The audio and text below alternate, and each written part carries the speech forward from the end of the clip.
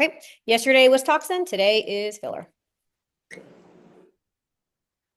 So if we do our hands-on stuff, this is typically what it looks like, what I do. Okay. Go over anatomy in the morning, and then I do ultrasound mapping. Normally, Nice. so I'll bring my ultrasound whenever I meet you, and I'm going to have you map the face as far as like the major blood vessels, because it's one thing to know where it is, like on a picture. It's another to go and say, here, go find it. And it Okay. just like solidifies where everything is. And like it helps you understand how hard it actually is to find vessels.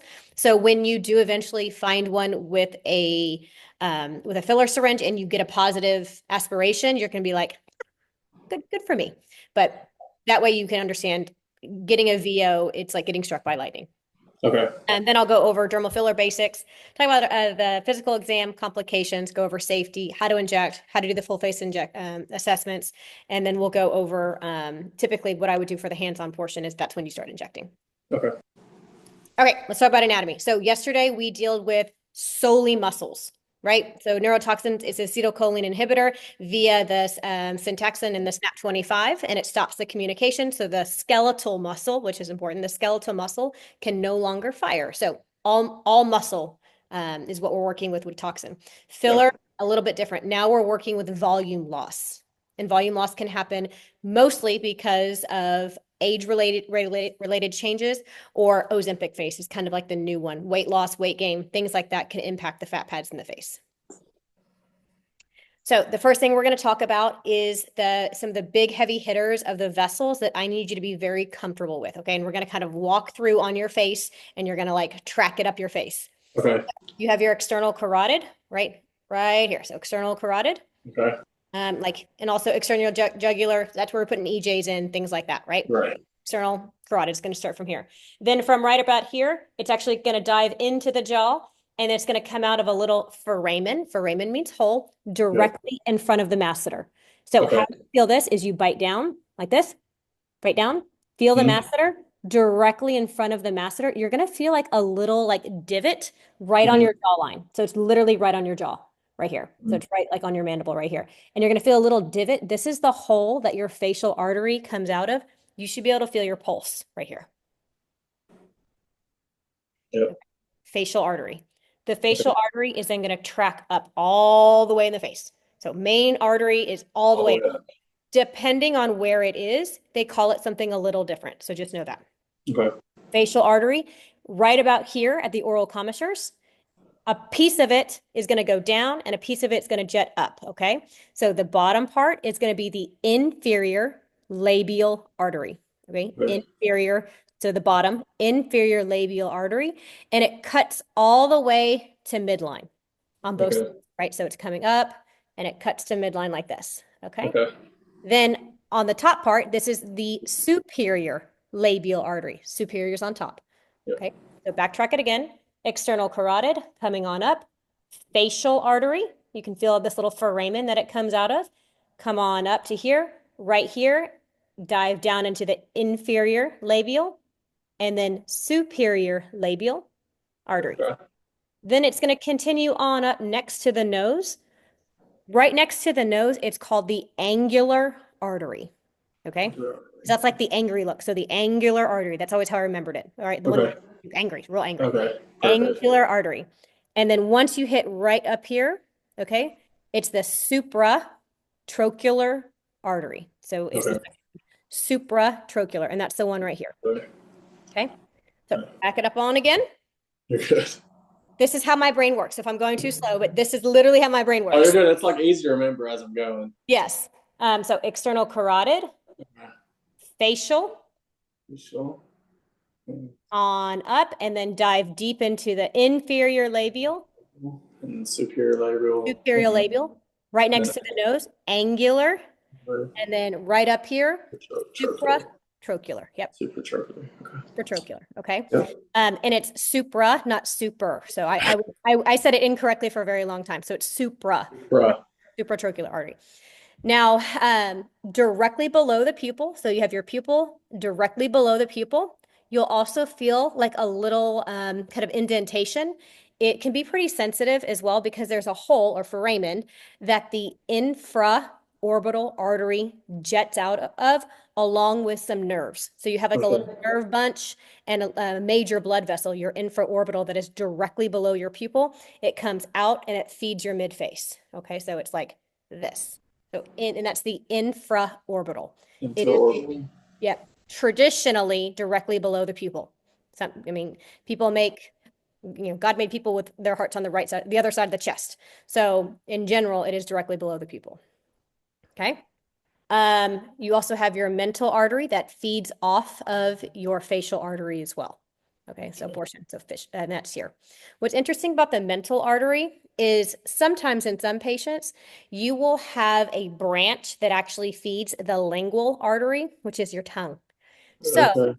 when you are treating a patient's chin, after you finish, check underneath the tongue to make sure that it's not blanching as well. Because some patients will have like a little vessel that will branch off and connect to the lingual artery as well. Sucks, Okay. but just a double check for you. Okay. Um, so back here, as that external carotid, you know how I told you one piece will jet out this way, and that's the facial. Well, Hmm. one piece of it will continue on up in front of the ear or the preauricular area. And then right here, it will jet across the face. And this is called the transverse facial. Transverse. Okay. And that feeds the cheek, like the midface as well. So you have it here from the infraorbital and here. All of that is feeding the midface. Okay. Okay. And then as you continue on up, you have your temporal artery too. So we're going to backtrack and then we'll move on. Perfect. External carotid. Okay. External carotid, external jugular. From here, you're going to go on up. One piece is going to continue on up. You have your transverse facial and then temporal artery. Right here, you have your facial, comes on up. It feeds your mental artery, your inferior labial, your superior labial, your angular, supratrochlear, infraorbital. And those are like the big heavy hitters that I want you to be familiar with, at least for today. Okay. Okay. So all the ones that I just kind of went over. You have a piece of your supratrochlear artery. It can speak to your um, orbital artery. And obviously that's when you start having some issues with some blindness if you accidentally get into the ophthalmic artery. Okay. Okay. So, all right. Any questions on that? No. Okay. And again, normally for hands-on, what I would do with everybody is that I'd hand them this and say, go find them. Right. And it's a checklist. I mean, no, I like that. Yes. Yeah. And I will give you the chance to do that as well. I don't want you to feel like you're not gonna be able to do that. But just for this first one, when I see you in person, I'll bring my ultrasound and we can play with it so you can see all the things. Perfect. That'd be nice. Yep. This is a side view of it, so you can see also what it looks like from the side view. So Oh, nice. right down here, you have external. You can see how it kind of comes up right in front of the masseter muscle. And as this travels on up right here, you can see a piece of it branches, goes down, and it feeds the inferior labial and then superior labial. Continues on up this way. This is now the angular artery as it travels kind of next to the nose, and then continues on up to the supratrochlear artery. And then you can see a piece of it. So how these aren't necessarily connected, a piece of it will dive down, and sometimes you'll have a connection between the supratrochlear and the supraorbital or the ophthalmic artery. Okay. So you have some communication there, and that's when you start running into some issues. So those are the kind of big heavy hitters that I want you to be familiar with. And then the mental, it's not on this graphic, but the mental artery.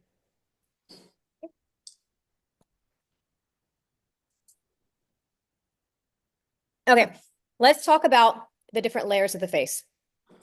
When it comes to dermal filler, each filler is designed to be laid in a certain plane of the face. So some fillers are like cement and they need to be laid super deep. And then some are like water and you should be able to see the gray of the needle as you're injecting them. Okay. Makes sense because you don't want to put a product that lays like cement into layer one of the face. That's going to look stupid. It's going to look chunky and rocky and lumpy and bumpy and not great. So you need to be familiar with, we're going to call it, it's called the G prime of the product, or how thick the product is and the viscosity of the filler, in order to know what layer that this product needs to be laid in. Okay. So for foundations or for Beauty Bar, they carry the Juvederm line and they also carry Radius and Versa. So I'll be talking about all of them. So I'm going to give you kind of all the portfolio because I think as an aesthetic injector, while your specific shop might use one brand name, it Mhm. is good to know all the other ones as well. So when you're talking to patients, they can say, "Oh, I had." Restylane lift in my cheeks, you are familiar with that and you know what the equivalent is of it. Okay. So layer one is going to be the skin. Layer two is going to be the sub-Q area. Layer three, that's when you're going into the muscles. And then layer four and layer five, that's really where you want to be super periosteal, just right at the bone. So those require heavier hitters. Okay. Okay, let's talk about the fat pads of the face. So these are all the different fat pads that we have. Starting at the age of 35, we learned yesterday with microneedling that your body stops producing its own natural collagen. But what also happens at the age of 35, your fat pads start to disintegrate and separate. Awesome, right? Great. So awesome. So that's what actually will start to form these nasolabial folds, the marionette lines, and the jowls. And it's because the mid face, these 3 to 4 primary fat pads of the mid face have started to separate and disintegrate. But even if you start getting some fat pad reduction up in the temples, it's all going to start falling down. So when you start looking to revolumize a face, you need to kind of look at the face holistically and say, where has their fat started to kind of disintegrate so I know where to put it back? So if a patient comes to me and says, my nasolabial folds are the ones that really bother me, I'm not going to be filling nasolabial fold. Even though that's what the patient said that is bothering them, I'm going to look at the mid face because the nasolabial folds that they are seeing is a symptom of the fat pads in the face, in the mid face that have disintegrated. Okay. I have to put volume back into their mid face in different areas to help pull up the face. Okay. And then after I've done that and they still have some nasolabial fold issues, then I can go in and I can fix it either with a little paraform injection or some cross hatching or some linear threads with a cannula to help reduce some of those nasolabial folds. And they are also supposed to be there. Like it looks stupid if someone does not have them. We are not cartoons. We are not cats. We are not lions. You should have some movement and you should also have some creases of your face in general. Otherwise, you don't look human. Right. So this is starting at the age of 35. And you can see by 45 what's starting to happen. All of these fat pads are separating and disintegrating, getting smaller. The forehead will start to fall. The fat pads in the eyebrow and the eye, the supraorbital fat pads, all of that is falling down. And then look at the age of 55. That's typically when people start looking at getting a facelift is around that age. So anywhere between 45 to 55 is the average age to looking at getting a facelift. Anything like when patients come to like 65, 70, if they've kept up with filler and they're doing other things, they can buy them time. But ultimately, at the end of the day, the end game for everyone is going to be a facelift if they want to look like they're 20. And thankfully, we have a whole slew of surgeons who can do those things. Yes. All right. Okay. Let's talk about the basics of filler. So when people talk about filler, in general, it is an umbrella term. So you have different types of fillers that we're going to go into here in a little bit. But in general, dermal fillers are a gel-like substance, either an HA or it can have some calcium or some polylactic seeds that can induce collagen stimulation. But ultimately, they are injected in order to restore volume back where volume was lost, not to create a whole new human being, but just to give them back their original volume. They have all different brand names. They have all different G primes of where they should be laid, but they typically come with one syringe that either has 1 or 1.2 ml with 2 native needles. Okay, Okay. native needles. So one native syringe, 2 native needles. One syringe of filler is about the size of a large blueberry if you were to push out all of that fluid. So while it looks like a lot, let me find one for you and I can show you.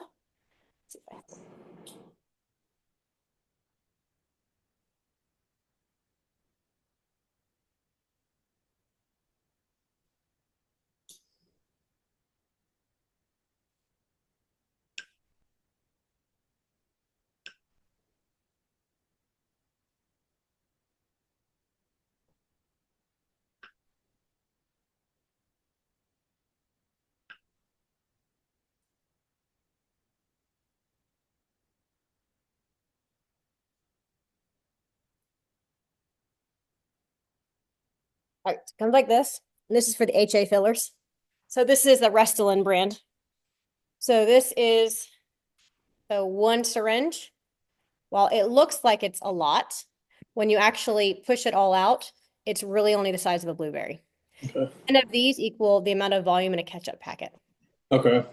So it really doesn't look like that much, even though as an injector, when you start pushing it, you're like, oh my gosh, this is so much. But Right. one native syringe, two native needles, and they are usually 30 to 31 gauge that it comes with. Okay. Okay.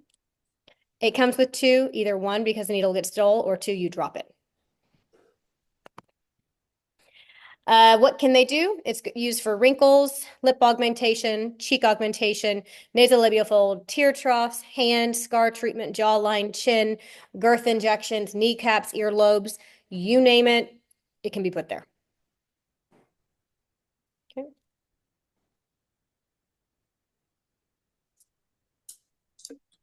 Okay. So when I said fillers are an umbrella term, this is what I'm talking about. So you have your HA fillers, or the hyaluronic acid fillers. HA is naturally occurring. It's really what is used in the body to like lubricate your joints and things like that. So HA is naturally occurring. Now, when you talk to the reps and you talk to the FDA, they will say that it lasts anywhere between 6 to 9 months, depending on the type of filler that you're using. I have filler that I placed here in my tear troughs probably 2 years ago, and it is still present. So in general, the FDA says 6 to 9 months, but you can have fillers that last substantially longer, even though the FDA says they only last a certain amount of time. So just be cognizant of that. I always tell my patients that, hey, the FDA says 6 to 9 months. Some patients will eat a little bit faster. Some patients, it might take a little bit longer to break down, depending the product and where it's laid. Okay. The HA fillers come with all sorts of different types of brand names. The brand names that you're going to see are the big parent companies. Allergan carries the Juvederm products. Then you have, within the Juvederm line, you also have the Vicross products. The Vicross products have a special type of cross-linking that helps the product kind of stretch a little bit more so it doesn't look as lumpy and lumpy. And then those products start with a V. That's how you know if it's a Vicross product. So that would be like Voluma, Volure, Volux, Volbella, all sorts of things like that. And then you have the Restylane or the Galderma brand. And those are going to be things like Restylane Lift, Restylane Contour, Restylane Kiss, Restylane Silk, Refine, Define, regular Restylane. So those are the big ones. You also have the RHA, or the Revance is the parent company, and they actually title their fillers 1 through 4. And so it tells you what layer to lay it in, which is really nice. So RHA 4 needs to be laid in layer 4, so right at the periosteum. So real heavy hitter, high G prime product. RHA, it used to be called RHA 1. They literally just rebranded it. I don't know why. And it's called Redensity because they kind of messed up their whole 1 through 4 thing. But Redensity, it's like water, and it can be laid literally where you see the gray of the needle. Okay. Okay. SSA, or Beauty Bar, they also carry Versa. Versa is a medium G prime product, and it actually comes with 1.2 mLs in it. So this only has 1 ml, so you get a little bit extra, a little 0.2. It's nice because you get a little bit more bang for your buck. So Versa is really, really nice. It lays beautifully in lips, nasolabial fold, tear troughs. Not really great for mid-face. It's not heavy enough, but really nice for some of those areas. Versa also has something called Versa Lips. And regular Versa, same product. One box is black, one box is pink. Same product. No difference, just so you know. Okay. Those are kind of like some of the big ones that you're going to see out there. If you see anything else besides the ones that I just mentioned, they are probably not from the United States. And so Okay. I would be careful about using them, at least right now. There's one coming from Korea that they are getting FDA approved. So, but we'll have a lot of information on that when it goes through that process. Okay. When you start injecting, you're also going to get a lot of DMs in your personal mailbox about people wanting to sell you fillers and Botox from other countries. Don't ever, ever, ever do that. That's how you go to jail. So Oh, your employer will always provide you with the appropriate materials and medicines to inject that are directly from the manufacturer. perfect. You also have the calcium hydroxyapatite, and this is also known as Radiesse. Okay. What's really nice about Radiesse, it's also naturally occurring, just like the HA fillers, but it's primarily found in the bones instead of to cushion the bones. It uses kind of calcium particles to help make the body produce its own natural collagen, and it lasts a little bit longer as well for patients. So it's really nice because it forces your body to create its own natural collagen. So really incredible product. I'll be teaching you that it's called, you can use regular, just hyper concentrated Radiesse or hyper dilute Radiesse. Has a lot of different modalities that you can use it with. It is a beautiful, beautiful product. Once you get comfortable with the HA fillers, I'll teach you that. Okay.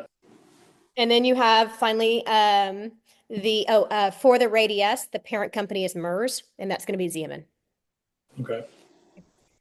The polyl-lactic fillers, this is also called Sculptra. This is a Galderma product, very similar to Radiesse, but instead of calcium, it uses the polyl-lactic acid products in order to provide that collagen stimulator. So it like lays little seeds, and then those seeds continue to grow and grow and grow.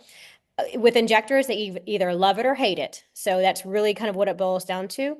A lot of plastic surgeons don't particularly care for Sculptra just because if it's not laid in the appropriate plane, it can make it almost impossible to do a facelift in the future. So really important as an aesthetic injector, if you ever do use this product, you put it in the perfect plane because what will happen is it forms these adhesions between the different layers, and then the plastic surgeon can't pull these layers apart during plastic surgery for a facelift. So it has to be laid in the perfect plane.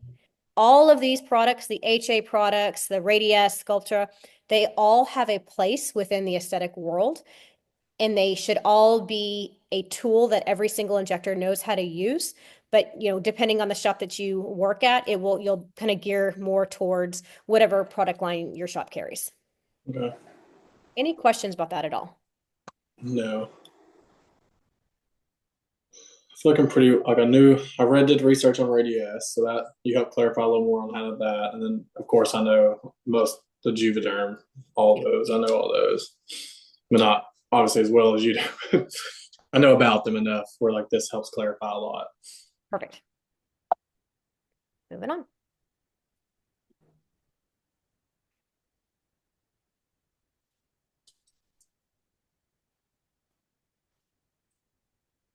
Come on.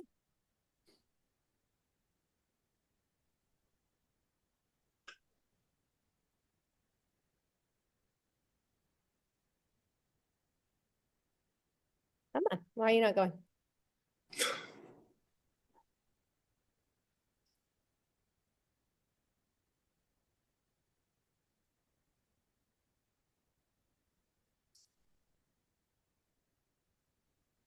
Sorry, I'm getting the spinning circle of death. I hate when that happens.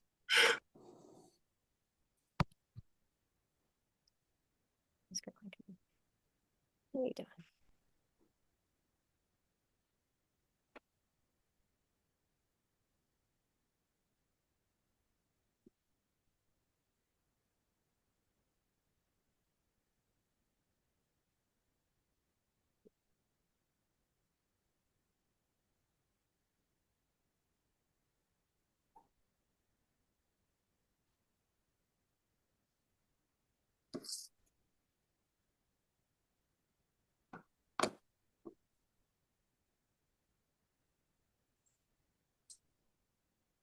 What are you doing?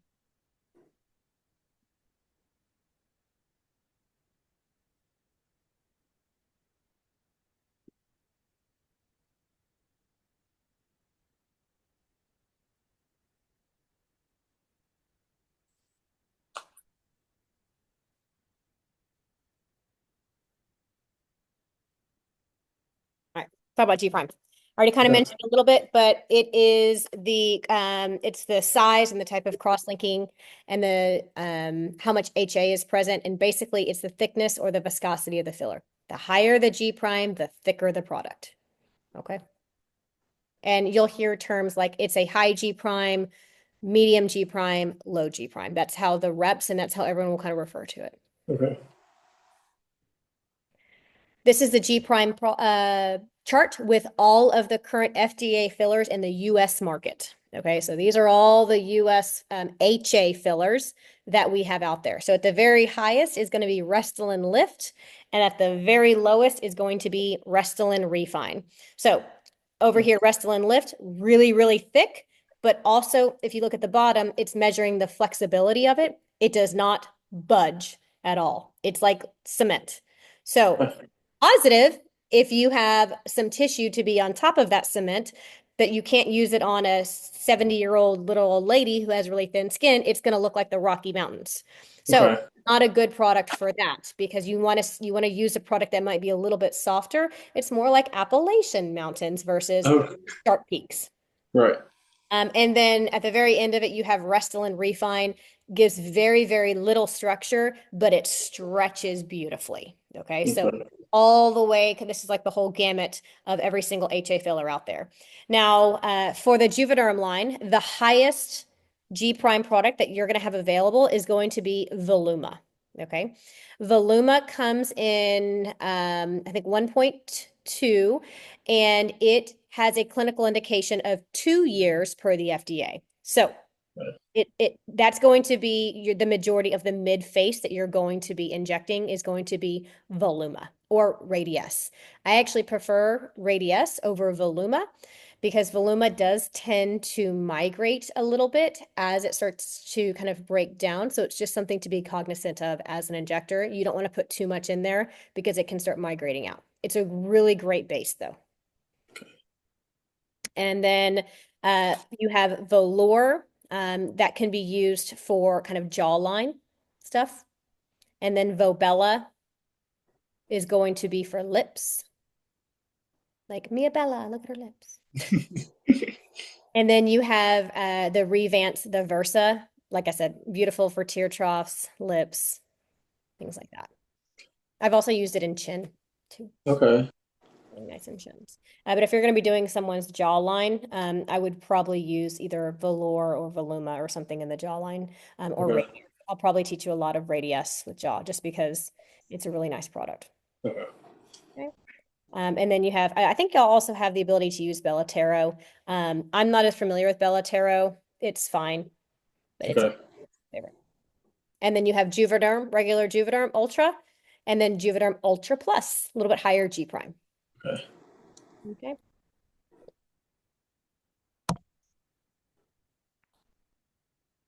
So these are some of the different low, medium G prime products. So for you, for this low G prime product, what you're going to be able to have the ability to use is going to be Juvederm Ultra. Okay. Okay. For the medium G prime products, you're going to have the ability to use Juvederm Ultra Plus and Versa. Okay. And then also in there, Volure is going to be in there. Or I'm sorry, Vobella is going to be in there too. Well, Yeah, Vobella for your lips, Vobella. And then the high G prime products, Velux, right? That's going to be for your jaw, and, okay. and Voluma.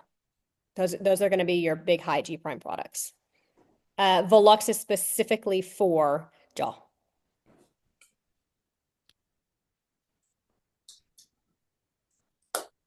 Okay. Okay. All right, let's talk about the physical exam and interview. So you specifically want to ask about allergies to lidocaine. All of the products are impregnated with lidocaine. If Okay. you do have a patient that has a history of allergies to lidocaine, you can reach out to the manufacturer. Some of them come with that are lidocaine free, but you have to specifically request them. Okay, so Okay. lidocaine's a big one. And it's not like I go to the dentist and when they do my block, I get palpitations. Like, no, that's just the epi. I'm truly allergic to it. Okay. You also want to know if they've had any type of cosmetic or aesthetic procedures because let's pretend someone has a chin implant and they want to get chin filler.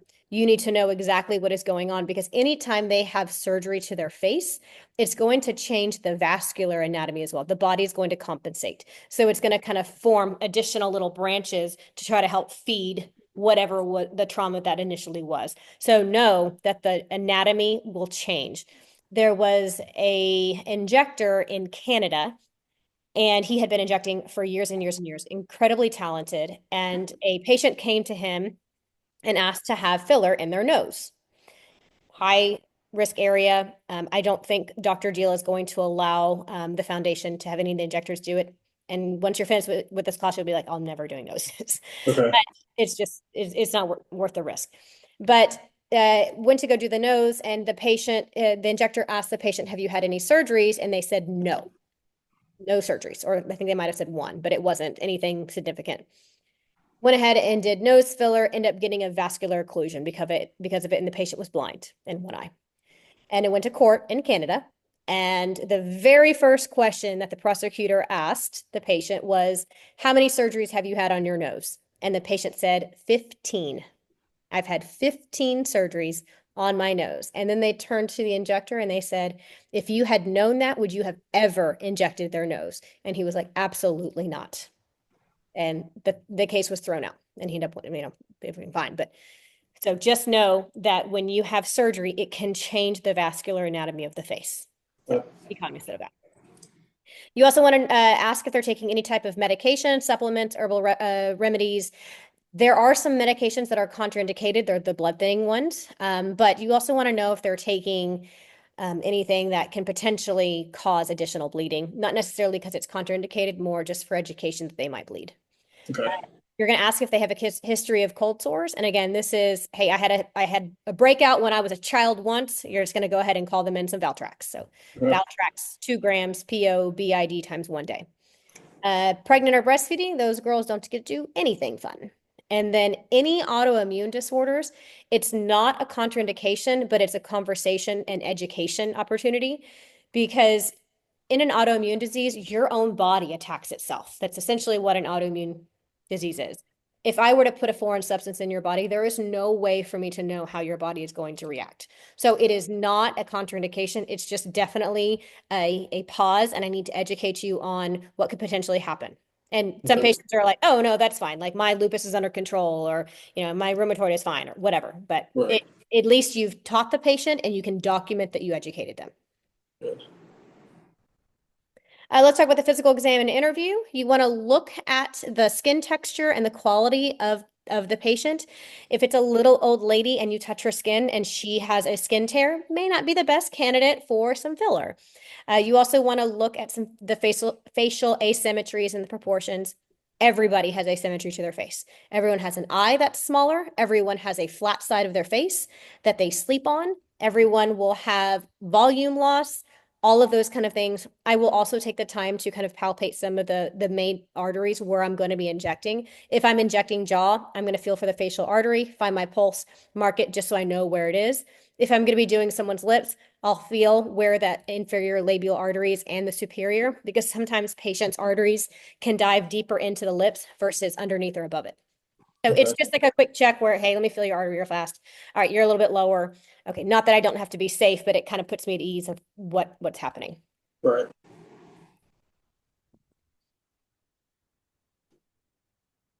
Okay, this is your pre-treatment checklist for your patients. Ideally, you will have them avoid NSAIDs for a couple of days before, as long as it's not prescribed. High doses of vitamin E, omega 3s, things like that. No alcohol for 24 hours prior. Obviously, this is ideal, but we can't control our patients. Right. Green tea, coffee, caffeinated beverages that morning, it just can increase the chance of bleeding. And when you bleed, you will bruise. So yesterday we talked about vaccines for neurotoxin, and we said it was like a week to 2 weeks or so, more just so that they can get all of the vaccine benefits that they're trying to get. It's different with filler. So with filler, 6 weeks before, 6 weeks after, this came out during the COVID vaccine when that initially came out. So what we saw happen in the aesthetic world is patients that fell within this window, they had a profound immune response to the newly placed filler, and you had patients' faces swelling up, like major inflammatory response, edema present. So we tell them 6 weeks before and 6 weeks after.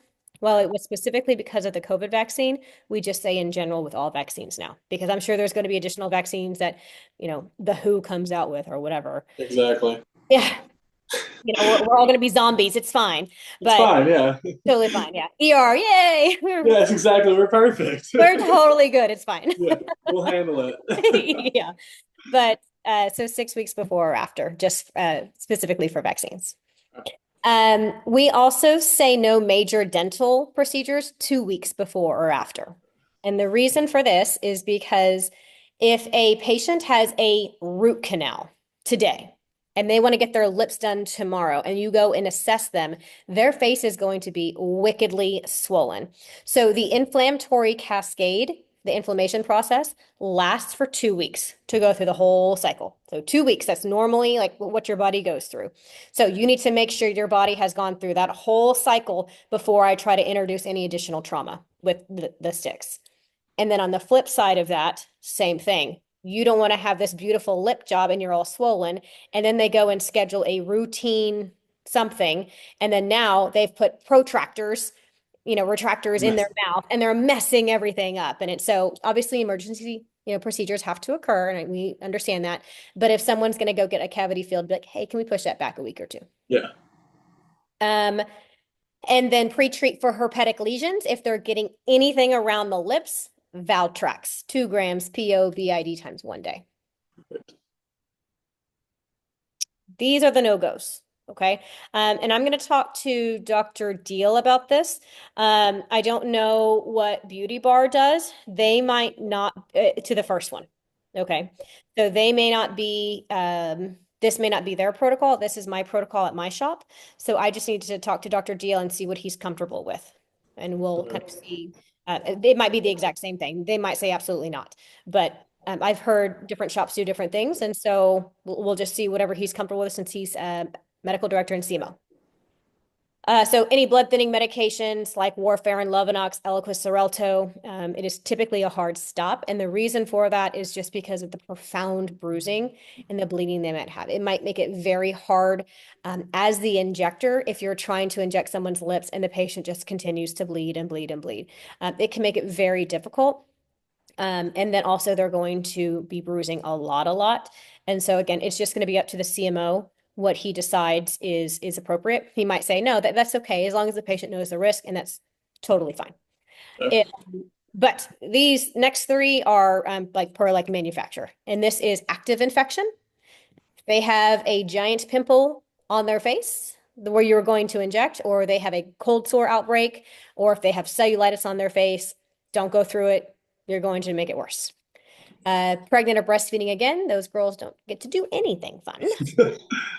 They did the fun thing and then now nothing. Now nothing. Now they're stuck. Now nothing. Yes, you are now stuck. Exactly. And allergic to lidocaine. Okay. Any questions about these? No. Okay. So we're going to talk about complications. And when I go through these, I'm not trying to scare you away from never wanting to do filler. My job is to make you aware of what can potentially happen and what to look for. And if and when you get struck by lightning, you know how to handle it yourself and you feel confident in your skills. And Okay. it's either the protocol that I need to follow or the next phone call that I need to make. This is my goal. I will start doing kind of like mock codes. You know how we do in the hospital, like more for med surg, like obviously the ER, Yeah. but med surg, they had mock code. I'm going to start doing mock codes probably once a quarter or so with everyone. And it's just, hey, verbally go through this with me. Like Perfect. projecting and this that happened. What do you do next? And you need to verbally tell me. And so it needs to be like very, Ingrained. yes, ingrained in your head. These are the common side effects. I tell everybody this. Bleeding and bruising. I'm putting a needle in your face. You're going to bleed. If you bleed, you bruise. Inflammation. You're going to swell. I just put a needle in your face. It's going to cause swelling. Edema is normal. Lumps and bumps. I usually tell my patients to not love or hate their filler for 2 weeks. Again, and that's just education. It takes 2 weeks for that entire inflammatory process for the body to go through. So you need to give it that full 2 weeks. This is really between that window when patients, you inject their lips specifically, and then the next day they call you and they're like, I hate it. It's too big, take it out. Do not touch them for 2 weeks. And it is Okay. education to your patient. It is, look, you are very swollen. If you don't like them in 2 weeks, I will 100% dissolve this for you, but your body is trying to react to all of the different needle sticks. I have to give it time in order for it to calm down and go through that process. Otherwise, I won't even know where to lay or put the Hylenex in order to dissolve because I don't know what is filler and what is your natural inflammation. So, a lot of hand holding, a lot of education will go a long way with your patients. Okay. Tenderness, it's going to be a little tender. And then obviously a herpetic outbreak can happen, but you'll call in Valtrex. All tracks. Yeah, you're going to hate that, but I promise it's going to be ingrained in your head. I And I wouldn't know. I don't want no one to have you not. don't want to mess up what you just did. You're like, oh, they were so pretty. It's funny though, because I think some of the other injectors, they may not know that of what needs to be called in. And so this is going to be ingrained in your head. Yes, perfect. If it's not, it's there again. It's there. GSPOPID. Yeah. Bleeding and bruising, very common. Just I always tell the patient because they'll ask me, "Oh, am I going to bruise?" And my answer is yes. I Yes. always tell them yes. And if I don't bruise them, I'm their best friend. But Right. if they do bruise, they'll be like, well, she told me I was going to bruise. And so just save yourself the headache and just educate the patient. Yes, hey, I am putting a needle in your face. Anytime I do that, if you even touch or kiss a vessel, it can bleed. Right. I love this little lip filler journey graphic because it really shows what the patients go through. So like on day one, they're like so nervous and then they get it and they're like, oh my gosh, I love it. It's just so Yes. beautiful. And like that night and the next day, that's like when your phone starts to blow up and it's like, oh my gosh, look how big these are. And then as it starts to kind of go through that full 2 week process, that's when they're usually like, I kind of want them bigger because I liked it when they were swollen. So that it's funny. Okay. Okay, let's talk about the scary ones.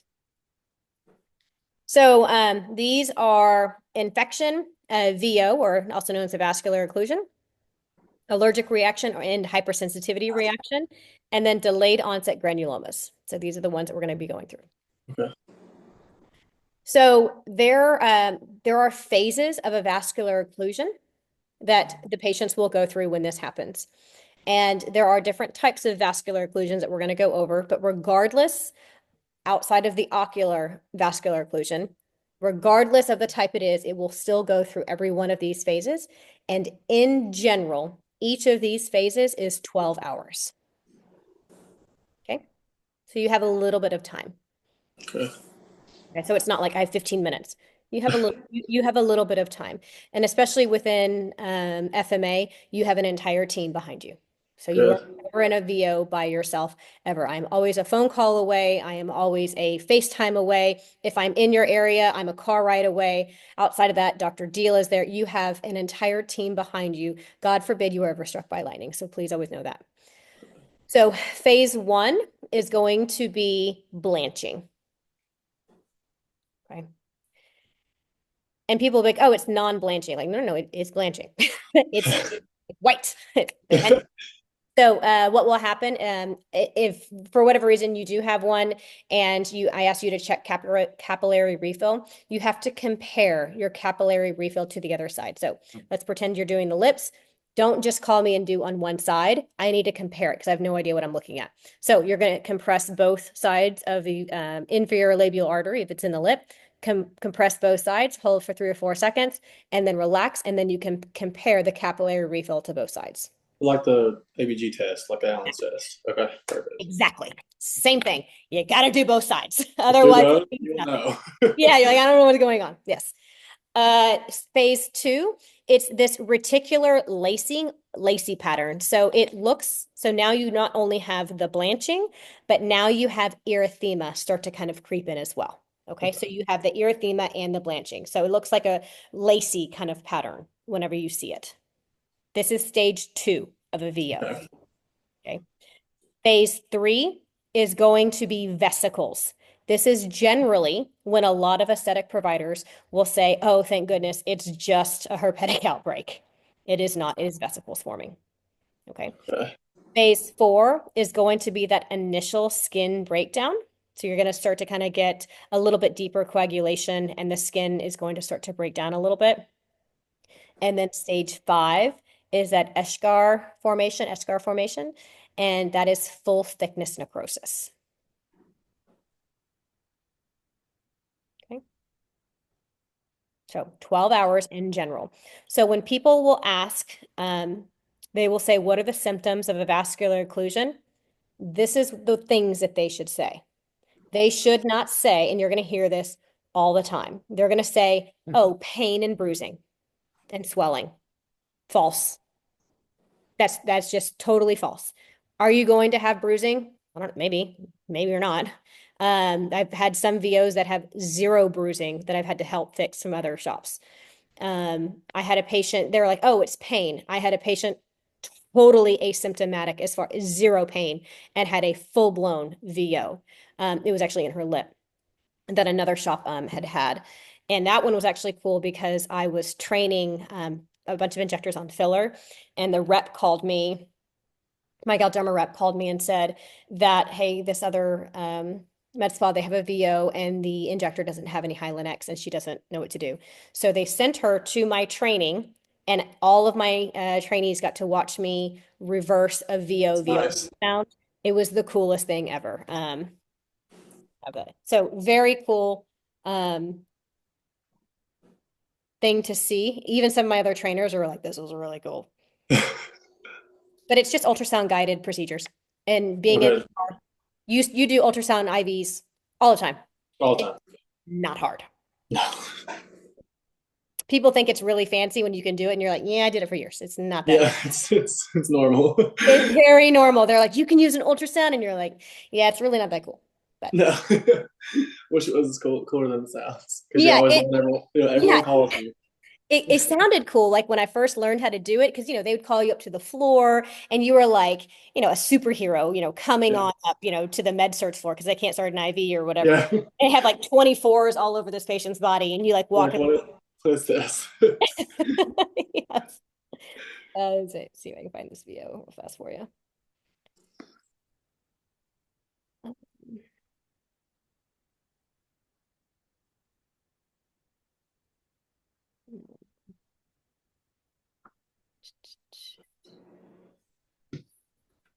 Are you still working in the ER? Unfortunately, have turned that baton in. I got a taste of like normal life, and I was like, "Oh, this is so much nicer." Yeah, I still miss some of the adrenaline though. I'll get yeah, all my friends to tell me all their drama. I'm like, perfect. I just need to hear some of yeah. You know it. what I miss the most about it? Because I officially retired from the ER about 6 months ago. Okay, And I miss saying I work in the ER. that's about it. I think that I could agree with that. That's it. Because it brings a sense of like people are like, well, she's a badass. Exactly. But it's something that I definitely I don't miss anymore. I don't miss all the like. I will say I came home feeling like wore out all the time, and then now it's like, oh, this is nice. I'm actually relaxing when I get off work, not having to think about all decompressing from every micro decision I made all day. Yeah, yeah, exactly. Okay, here it is. Okay. So this was, I don't know if you can see the very bottom one. It was inside, started turning black, and then by the time I reversed it. Oh wow. So very fast. I have a patient. She's actually coming over here. She's gonna be here any minute. She has a small Spock eye from one of my trainees that did her. So I'm gonna let you watch how I fix her Spock eye. Oh, perfect. That'd be great. Yeah. So Awesome. she was here. So I'm gonna have you, her name is Brittany, and she's lovely. So Awesome. let's go get her.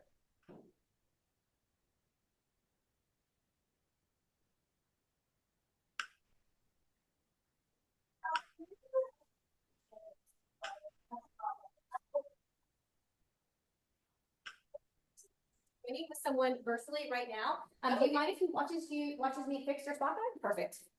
Okay, I'm gonna have you have a seat here. Remove this. I'm gonna turn my computer. This is Justin. Hey. Okay, go ahead and turn towards me. Eyebrows up really high as you can. Oh, you are Elsa. Yeah. You are frozen. I love it. Okay. Go grab alcohol. And I will be right.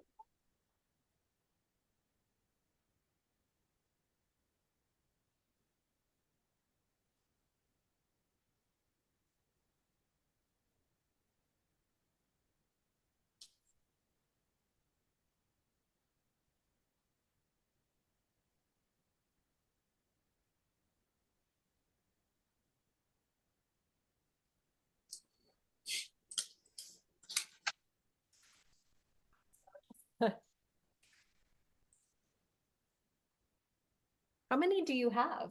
Chickens? Mm-hmm. I have 3 right now. I had a massacre like 6 months ago, maybe 7 months ago, where a raccoon got into the coop. Yeah, they're assholes. And like popped off a bunch of their heads. Oh, yeah. Awesome. Awesome, awesome, awesome. Eyebrows up as high as you can. And I'm going to show him this little area. This little resting stasis is really reacting beautifully to it. Okay. Eyebrows as high as you can. I'm going to just do a little small little. I'll just see if I'll soften this for you. And I'm going to bring this closer for him so he can see what I did. All right. Okay, so eyebrows up as high as you can again. So a little bit of a Spock eye just right here. So Okay. she was a toxin virgin. She's never had anything before. So she had some kind of resting stasis on the frontalis, able to really soften that. So eyebrows up again. She's pretty Oh, frozen. wow. It worked beautifully, but she still has a little bit of movement in the frontalis right here. So eyebrows up for me one more time, Brittany. Okay. Kind of moving. So I'm going to knock her out at 2.5. I'm going to do some small, really superficial injections just to see if I can try to help knock out some of these little resting static lines that she has left over. Okay. Okay. And for her, I used Jeuveau, I believe. We did Jeuveau on her. I'm going to touch her up a little bit with Daxi, just because Daxi tends to kick in a little bit faster. For FMA, you are going to have access to Botox and to Xeomin. And then Okay. Lativo, whenever Lativo hits the US market. Okay. I haven't had the ability to use Lativo yet, but it has a peptide in it very similar to Daxify. Oh, nice. Yeah, it's really nice. So it gives like a nice glow to the patient.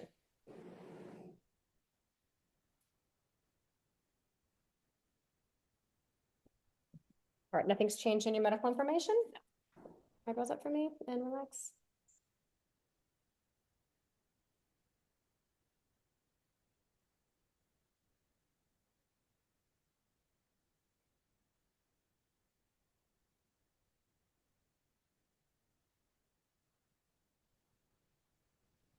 Beautiful. And all done. Okay. There you go, my dear. I'm gonna have you take this.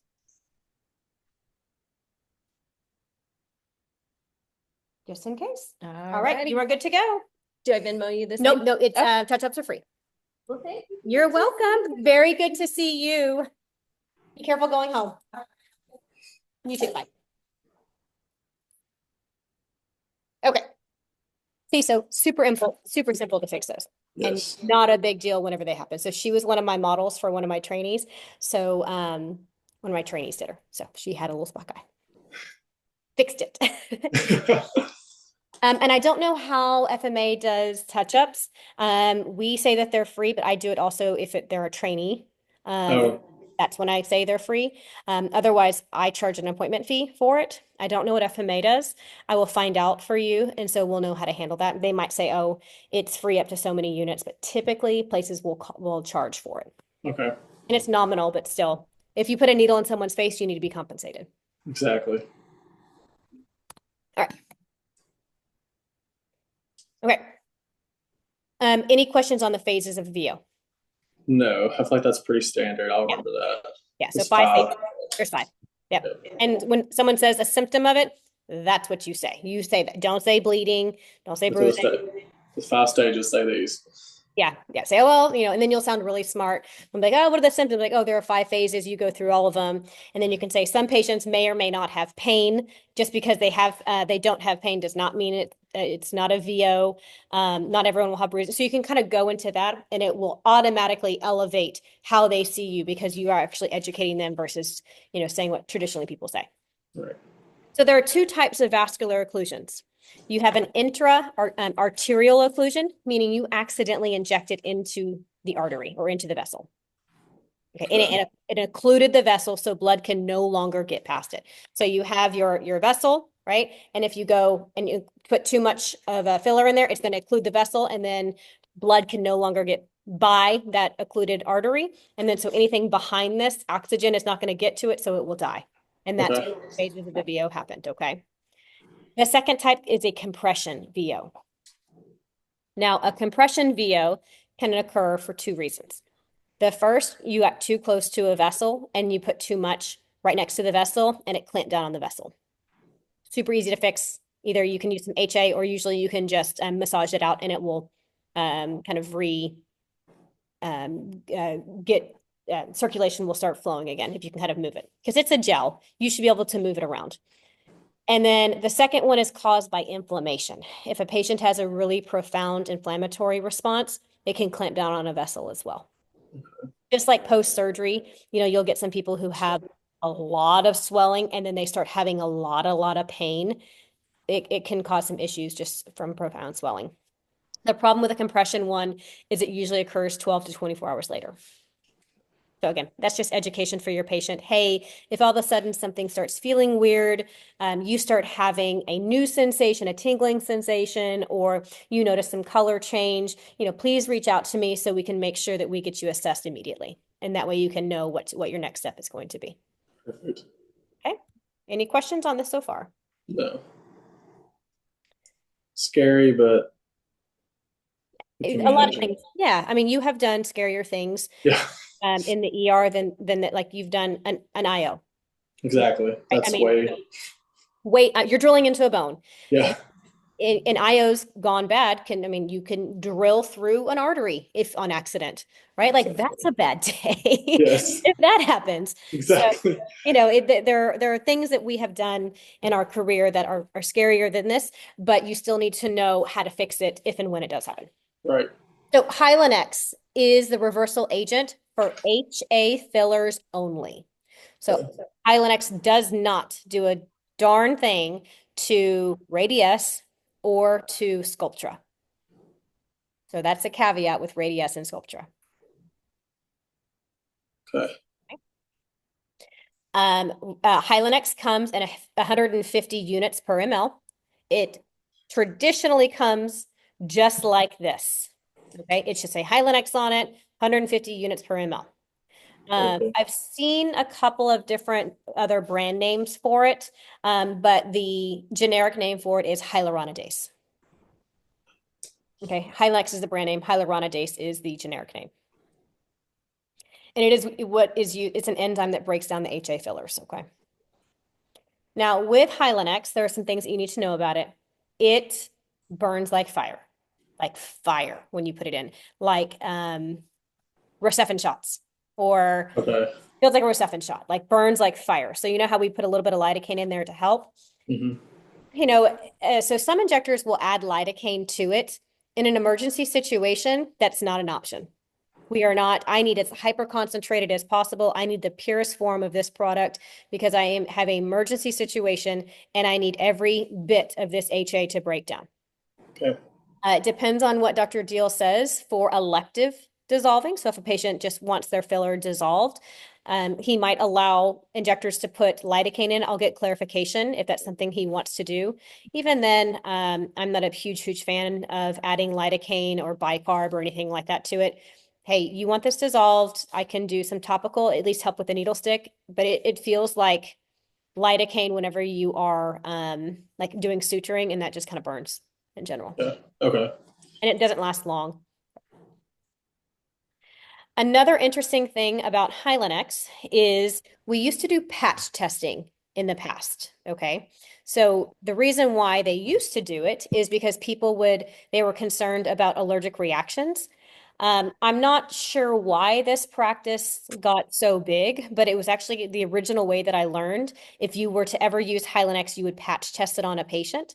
And the way that we would patch test was you would get, 10 units of it and do like a TB test, wait 15, 20 minutes, see if they stopped breathing or had an allergic reaction.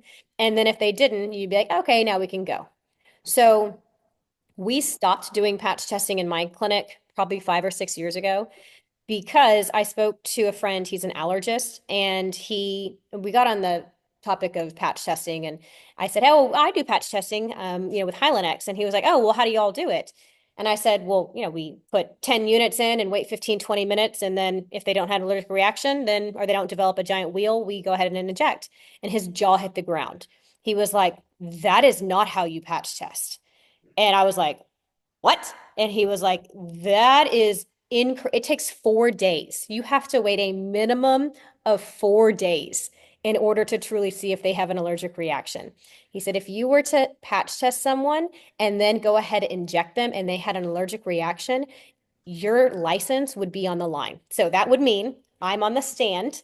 Mrs. Thompson, how did you patch test? And I told them how I did it. They would say, that is not industry standards in the allergy world. Are you an allergist? Oh, Stopped doing it. yeah. That would stop. That would stop as well. We're not going to patch test anymore. Okay. Just like any other medicine in the world, if I ask them, are you allergic to anything? I'm not going to patch test for penicillin. If you tell Okay. me no, you're not allergic to it. The only caveat I will say to that is if a patient has an anaphylactic response to bees. Okay. And say, hey, I'm going to use some Hylenex. Are you allergic to bees by any chance? If they are, I would pre-treat them with maybe some Benadryl and some prednisone just to be on the safe side if it's an Okay. elective procedure. Okay. Okay. And it's kind of like, when you prescribe Keflex Hmm. and people are, and like you'll get that little pop-up box or whatever, like, oh, patient's allergic to amoxicillin. Yeah, they're cousins. Like one Exactly. generation cephalosporin, the other one's just straight penicillin. Like they're cousins. So there's a slight chance, but the likelihood is no. But just to cover your license, I would just pre-treat with a little, like maybe 60 mil or even 20 milligrams of prednisone would be appropriate and 25 of Benadryl. All right, feel good about Hylenex? Yes. Okay, this is going to be the vascular occlusion protocol that I'm going to release to the entire FMA platform, Perfect. is this. They used to do, and they still, some of them have access to the old one where they were using NitroBid and Viagra. That's not industry standards anymore. Okay, so this is what industry standard is by research, okay? So the very first thing you're going to do is you're going to stop injecting. And then there's a next step in between stop injecting and the next one, and that's take a deep breath. Okay, like I've been trained for this, I know how to fix it. Then you're going to aggressively massage that area because if it's just a little compression VO, you can move it and it's not even a thing, right? If after massaging it for a good 5 minutes and 5 minutes, set a timer for 5 minutes and massage. Yeah. So, because like you'll do it a couple times, you're like, it's not turning, and immediately reach for the Hylenex. Really kind of get some like good massage in there and try to see if you can kind of break this up and move this around. Okay, so set a timer for 5 minutes. If that does not work after 5 minutes, you are then going to take one undiluted vial of Hylenex, the entire vial, and you are going to flood that entire area that you just injected in every single plane possible. So fill it on up. It's about 1 ml. So for an insulin syringe, this one is a 30. I would use like 3.5 of these or whatever, because these are 30 units. Continue to fill it up and then literally go into every single plane injecting it. 'Cause now I'm essentially trying to hit it to the artery at that point. Wait and then continue to massage for an additional 5 minutes. Check and see if it's gone. If not, then you go to the next phase. And this is now you get to cannulate the vessel. Now you get to do an art stick. Okay. Now you're trying to find the vessel, like specifically looking for it. You're going to go in, feel for the pulse, aspirate, get a positive flashback, and then just flush it out with the Hylenex, and that will take care of it. Then you're going to continue to do warm compresses. The patient is you're going to give the patient 325 milligrams of aspirin. We will make sure that every shop has some aspirin available, just in case. We're going to have a crash cart available. Perfect. And then at that point, we would prescribe prophylactically antibiotics. Okay. We're essentially trying to treat staph or strep. So Augmentin or something similar. You can use Augmentin, Keflex, Bactrim, Clinda, something like that. Cellulitis is kind of what you're looking for. Okay. 1 second.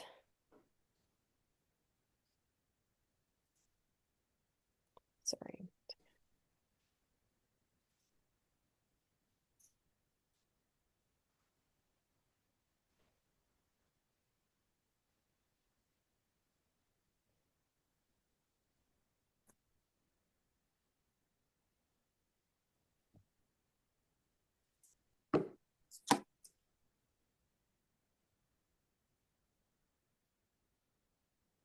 Okay. I had a patient just text me if I had an appointment at 4:30. I'm like, no, it's at 5. Okay, and then after that, we will prescribe. We'll have we have connections. We'll make sure that we have connections in all the different areas with a hyperbaric therapy chamber clinic. Perfect. And they would do at least 4 treatments for 1 hour. That's good. Again, and really the only time I start looking at hyperbaric therapy is if they are at phase 3. So once they get those vesicles, that's the only time that would be appropriate. If you hit it in phase 1 or 2, it's not a problem. They're not going to have any scarring. The hyperbaric is used for scarring to prevent it. Okay. Good. That is the VO protocol. Yeah. Yeah, but we used to prescribe Viagra. We used to put nitrobid on it. Patients were passing out, I can see that. pressures because people, they'll be like 5 inches of nitrobid, and you're like, what do you do? Oh God. Yeah, yeah. Some med surg staff don't even know how to use nitrobid appropriately. Let's not trying. let's not be playing with that. No. Okay, as far as treating infections, these are the kind of things that we're going to be treating, and that is 1 second, 3, 2. Prednisone. Sorry, she just texted me.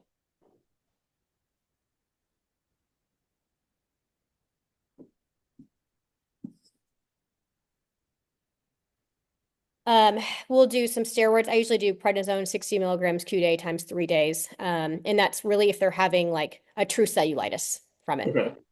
I will also we'll prescribe the antibiotics, and I'll choose from these Augmentin. And if I'm going to prescribe Bactrim, I'll usually do Keflex with it, just so we can kind of treat both. And then Clinda. Also, I'll choose one. Sure. Okay, we're gonna play a game. Okay. You're gonna have to tell me if it's a vascular occlusion, a bruise, or a bruise. If it is a VO, you have to tell me what phase it is. Okay. All right, what's this one right here with the lip? That'd be a VO. And what artery do you think they hit? That is the inferior labial. Inferior labial artery. Very good. What phase is that?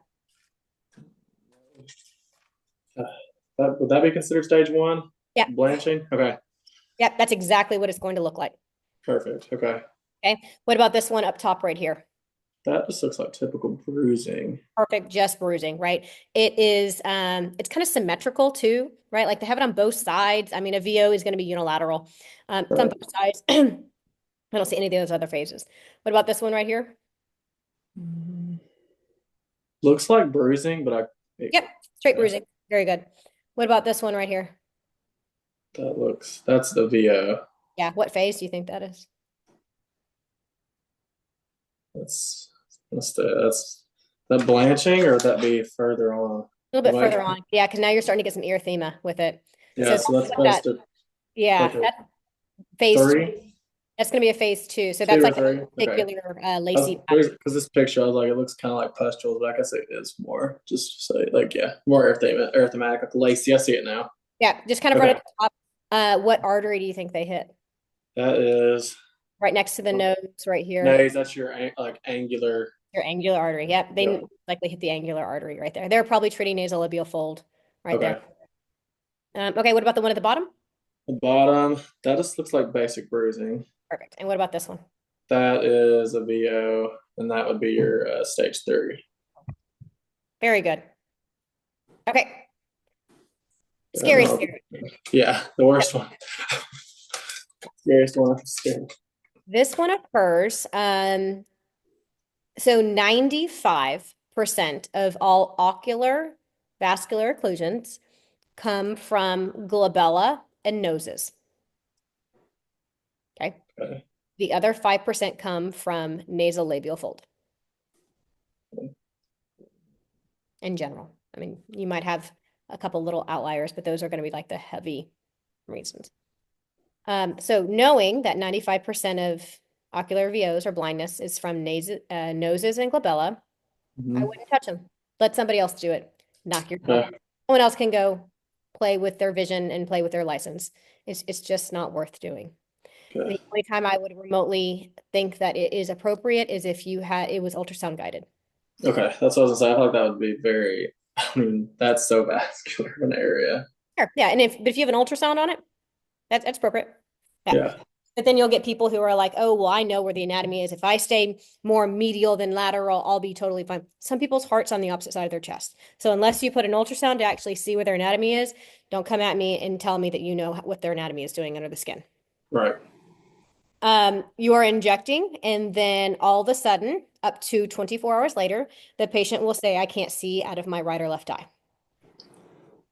When that happens, you immediately put pressure into the pressure on the eye. You can do some ocular massage. Have them close your eye, and you're trying to massage the area above and below pretty aggressively. You also need to document a vision exam, so we'll make sure that everyone has a Snellen chart in the Perfect. case is needed. He will then, you can have them try to breathe in like in a plastic bag to try to increase the vasodilation with some CO2, just a little bit. These are some things that you can do while everything else is happening. Give them some aspirin immediately while you're holding pressure and while you're doing ocular massage. Step 6 and step 7, y'all will not be doing. Okay. You're not going to be doing retrovalvular injections. Sounds. I would not even say I would do that. This has to be done by an ocular specialist. Yeah. It's not something that we need to be playing around with. You don't mess with eyes. You don't have to. No. So you will move directly to number 8, and that is you have to, we're going to have connections with a retinal specialist within each area, Good. who to call, who to take them to, and it will literally be like, we're going on a road trip. You've been with me. Yep. Yeah. Do not take them to the ER. The ER will not know what to do. Understandable. Yes. I mean, unless you walked into maybe a level 1 in optos on call and they actually have Hylenex at the hospital. But I had a nurse one time tell me, she was like, well, if this ever happened to me, I have Hylenex, I would just walk into the ER and say, hey, can, you inject this into my patient's eye? And I'm like, what ER? And like, Where you at? Yeah. like, what are you talking about? Can you imagine if a patient, like a family member walked up and be like, will you inject this into their eye? You'd be like, I'm calling security. Yeah. Yeah. I'm gonna escort you out. I'm going to escort you out. Yes. Ideal treatment is within 15 minutes. And even then, it's only like a 15% chance of regaining eyesight. Okay. It's pretty catastrophic when it happens. So we'll make sure that we have an appropriate protocol in place and everyone knows who to call, what to do. Those are the big ones that we're going to be kind of practicing of what to do next. Be very much a well-oiled machine. Okay. Good. Okay, hypersensitivity response. This is like a profound response. These are the ones that usually end up in the ER, and we were like, here's some prednisone or 8 of Dex, go away. Okay. We can just call in 60 prednisone. Very Okay. simple to kind of what we do for our standard allergic reactions for people. At least this is what we prescribe here in Texas. I don't know what y'all do. Oh, that's about I mean, it's pretty standard across, I feel like, especially since I travel nurse, I feel like it's all. Yeah, some people will do 40, some do 60, some will do a like a tapered, Hmm. control dose pack, whatever, but in general, it's this. Okay, we're gonna talk about biofilm. Biofilm are caused by little microorganisms, and these small little cells, what will happen is they'll start to like clump together and adhere to each other, and they will get like bigger and bigger and bigger and bigger and kind of form like a little colony around whatever you injected in to protect the body from whatever the microorganism is. So the body will form this. It looks like a tumor-like thing as it grows. Okay. Okay. It is self-limiting, so it will eventually go away. But it can be pretty detrimental to the patient because this will occur around 6 to 9 months after you've injected the patient. Ah, So what we have found is that patients that have autoimmune disorders, they tend to have a slightly higher chance of this occurring. Same thing with the Vicross products. They tend to have a slightly higher chance of this as well. Even if you were to talk to a rep, they would swear up and down, this is false.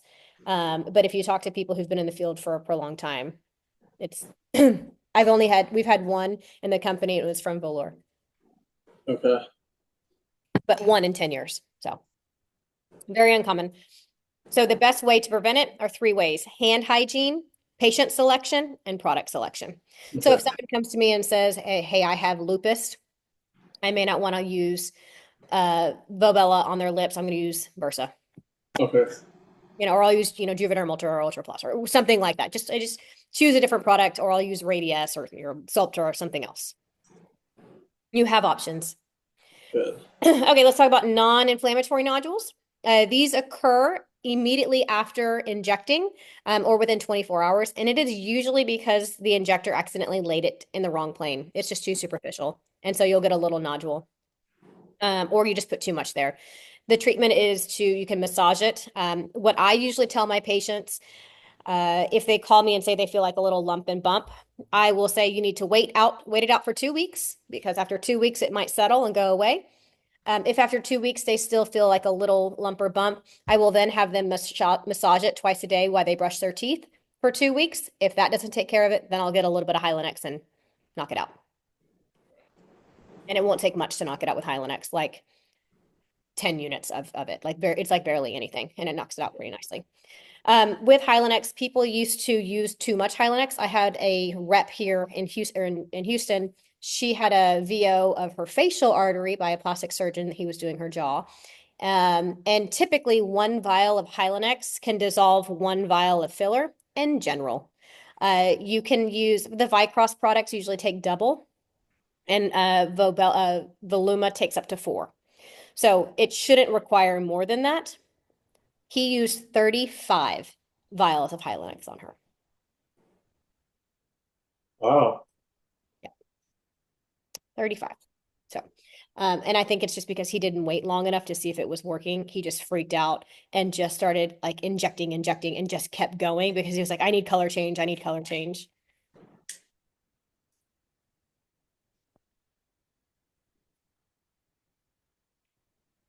So, and then let's talk about filler migration. Hold it, sorry.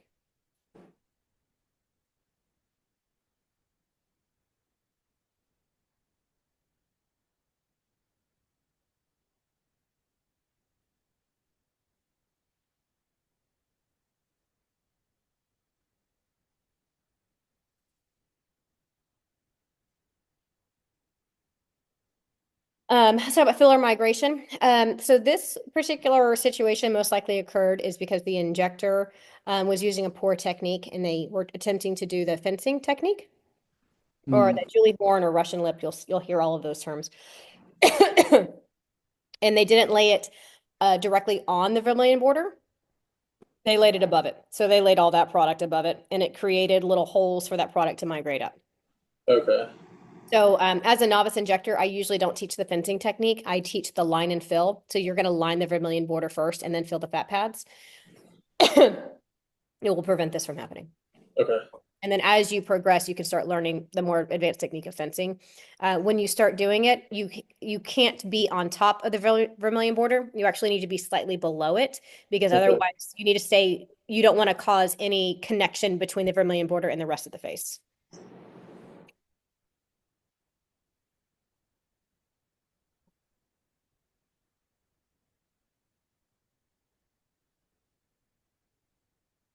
Sorry, all these patients are texting me. So if a patient came to me, hello, you want to see my pig? Yeah. Say hi, Barbie. Oh, that's so cute. When I was a kid, we used to have a pig. Oh yeah. She's sweet. She likes to eat. Oh, I don't blame her. Me too, sometimes. Yes, sometimes. Yeah. So if a patient came to me and she looked like this and asked for more filler, I would say, no, we're going to dissolve and start over. Okay. Every shop is a little bit different. I'll come up with a good protocol for us for reverse and refill as far as like how long we need to wait. Some people say 2 weeks, some people say 2 months. I'll talk to Dr. Deal and see whatever he thinks is appropriate, and we'll have a uniform protocol for it. Nice. So, but 2 weeks minimum. All right, safety. Let's tell you how to prevent all the scary things. I teach every single injector to aspirate with every single injection. Okay. That's Every single injection, I teach them to aspirate.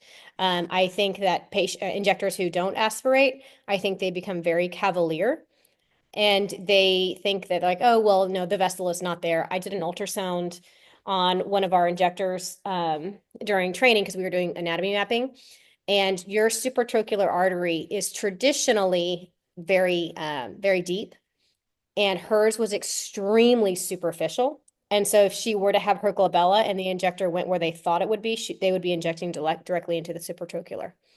So everyone is slightly different. It takes 6 seconds to pull back on that plunger.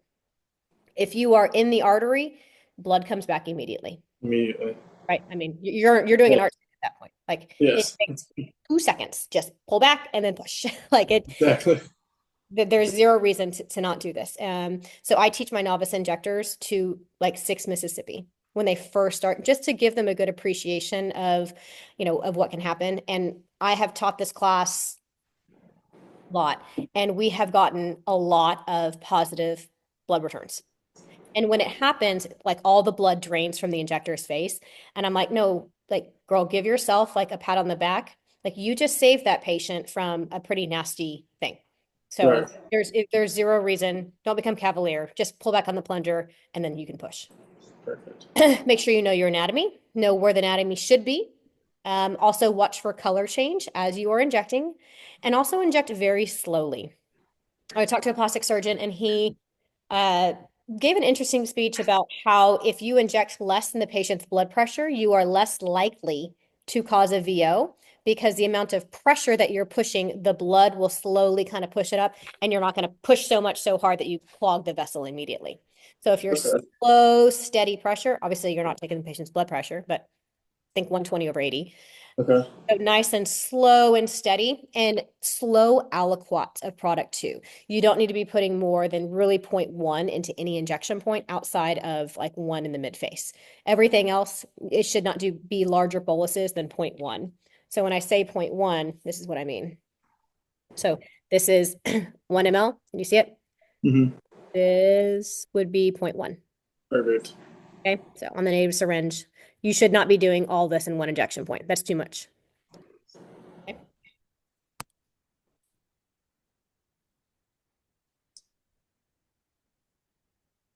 All right. Pre-procedure checklist, patient assessment, informed consents, procedure prep, patient prep.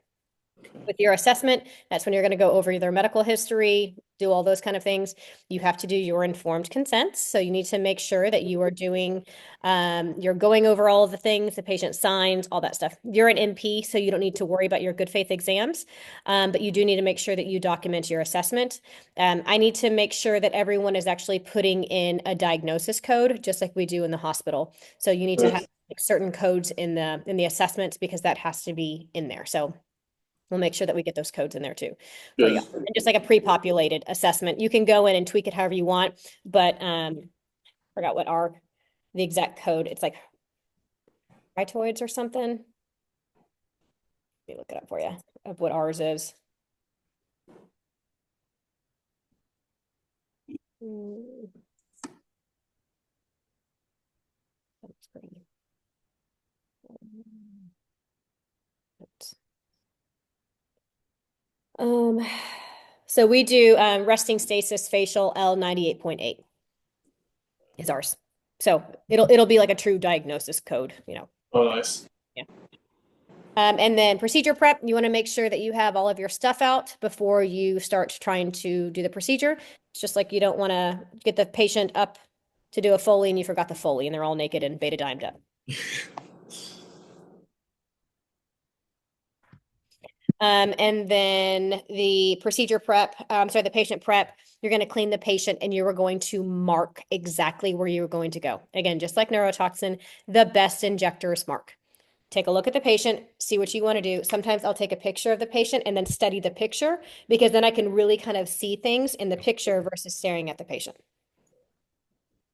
All right, post-op treatment. They need to avoid strenuous exercise for at least 24 hours. You can do a cool compress, no ice, since there is lidocaine in the product. You don't want the patient to get a little freezer burn.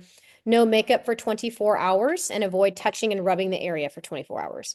If they're going to sleep that night, they need to sleep flat on their back and not on their side, or not if they sleep, when they sleep. No facials for 2 weeks until they've gone through that entire inflammatory cascade. And they can use arnica, either the sublingual tabs or the gel over the counter for bruising. Okay, let's talk about how to inject.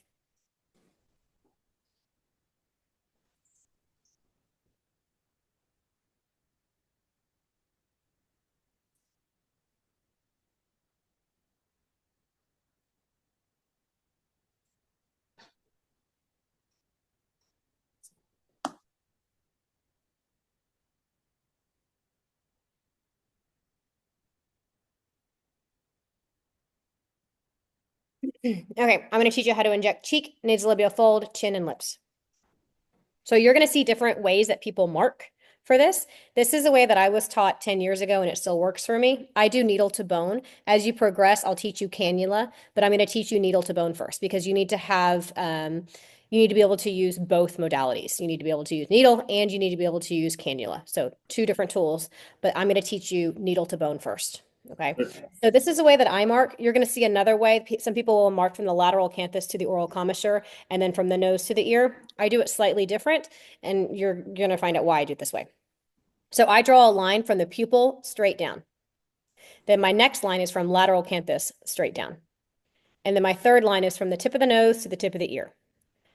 So now that you have these lines, that very first line that crosses right here, there, go 1 centimeter up the line. And the reason for that is because directly below that line is your infraorbital artery, traditionally. So I just bought you a centimeter of safety is the reason why I did. Because you're going needle to bone. Because if you accidentally get the needle into that infraorbital foramen, the patient's going to come off the chair. It hurts. So 1 centimeter up this line, and you're going to lay 0.2. This is the only injection that you can do 0.2 because there's so much tissue right there, it can handle it. Okay, and it's 90 degrees in. So you're literally going to go in, grab, aspirate, right? Aspirate, and then push 0.2. So you'll go from 1 ml to 0.8. So and then the next one is going to be directly where this line crosses. This is traditionally the apex of the cheek. So the furthest protruding part of the apex of the cheek is usually where this dot is. Okay, and then you're going to do 0.1, 90 degrees in, aspirate, 0.1. And then you're going to go 1 centimeter up that line. And again, same thing, 0.1. So now you're filling the zygomatic arch is what you're following. Okay, needle to bone all the way down. I'm a two-hander injector, and so I encourage everyone to do that as well because it stabilizes yourself. So as you go in, grab a hold of the hub because as I'm pushing, I don't want to put pressure on the needle because I'll bend the needle. Okay, so let me prevent too much pressure and stabilize myself. Very like when you do like ultrasound guided IVs, you're like having one side, you know, holding one side with the ultrasound and the other with the IV. So it's not, you're not losing where you're going. Okay. For cheeks, the product that you're going to have available are going to be Radiesse and Voluma. Okay. For nasolabial folds, Remember, if someone comes to me and says, my nasolabial folds are bothering me, treat the cheeks first. Always and forever. Unless they already had that done by somebody else. So I will usually use cannula for the nasolabial fold. Cannula is a really fun device. So you have two needles that the cannula will come with. It will come with a pilot hole needle. It's slightly larger gauge and it's an actually sharp needle. And then it will have the cannula, which is typically longer and a little bit smaller gauge, and it's not sharp at the end. Product will also come out of the side versus the tip of the cannula. Oh, In theory, it keeps you a little bit safer from a VO because it's more difficult to penetrate a vessel with a blunt cannula than with a sharp needle. Not impossible, but a little bit easier. So I would make the pilot hole right down here, and then I would thread this cannula on up at a 45-degree angle until I hit the piriform. The piriform is this area right here, right at the nose. Yep, okay. it's called the piriform. The piriform. And then I would lay kind of one long linear thread, or I can do some fanning, kind of like three fanning. So one this way, one that way. So a nice fanning like that. Okay.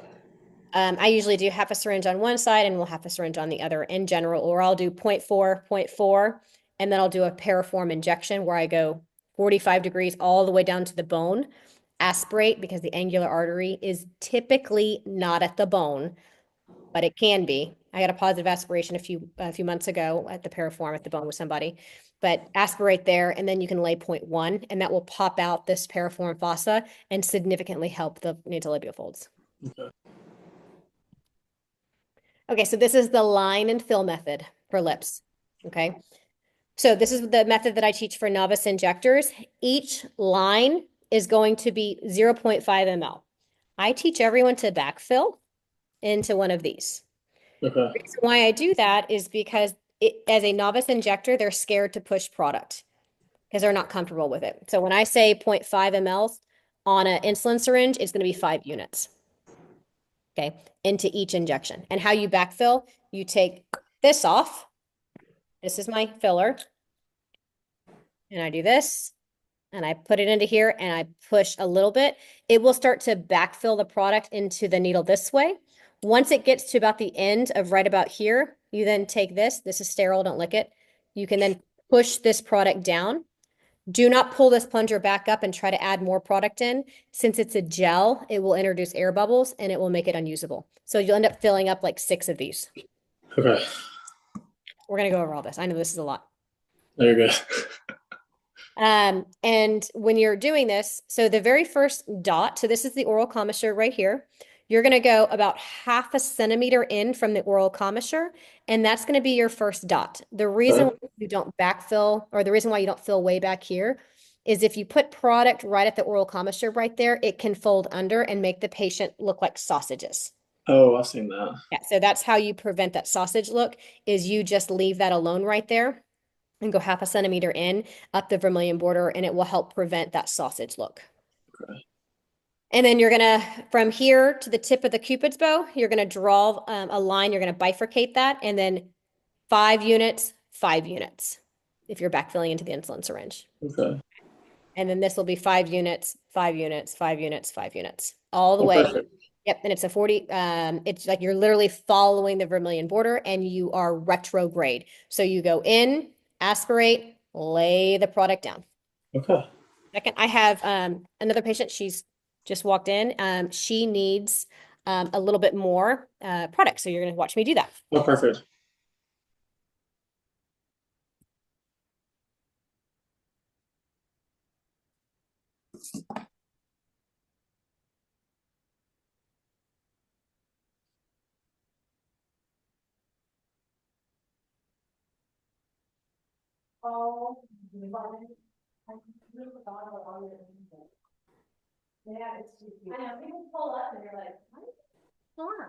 So I'm doing a live training with someone. This is Justin. He's in Hey. Nashville. He's going to watch me do this. Did you want me to sit right here? Yes. Okay. Yes. We just got back. Oh, that's fun. Y'all go as a family or just girls trip? And we went with the Trevinos and the Kellys. Yeah. It was great. Well, that's Yeah, fun. we went with the Enchanted Rock. You know, I've never done that. It was Lived in Texas my whole life, never done it. I highly recommend it. It was a really fun, Is it difficult? Like, could James do it? we took Matthew, Okay, and he's 4. yeah. Or maybe he's 5 now. But Wow, that's crazy. yeah, and there were some times where I was kind of like, ooh, ooh, ooh, but I think he could probably do it. Okay. Because there are places, you don't also have to go all the way to the top, right? Okay, go ahead and frown for me, and then eyebrows up. So she had, again, she was one of my training patients. So one of my trainees did her. So frown for me. So she's real frozen right here. Get you a little bit closer. Beautiful, little frozen, real Okay. frozen right there. So beautiful, and then nice and high frozen up here, but has a little bit of movement down here. So we're gonna soften that for her. And what about these lines? Yeah. So this is the rainbow. I'm gonna have you turn this way. Smile, eyebrows up. This is the rainbow that I was kind of talking about. Oh yeah. So I'm going to add the injection kind of back here and I'll marker so you can see it, and that will kind of soften that rainbow. Perfect.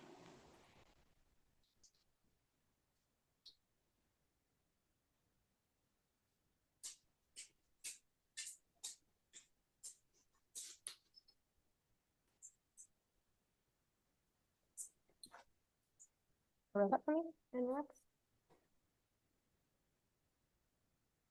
Eyebrows up. Relax. Eyebrows up. Relax.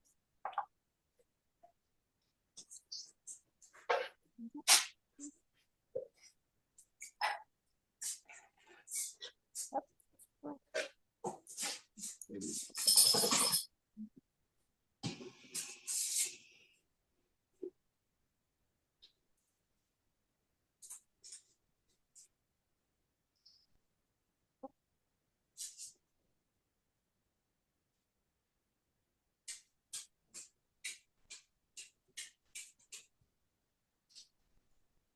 Frown, we're pissed. Relax. Last one, pissed. Relax. There you go. All done.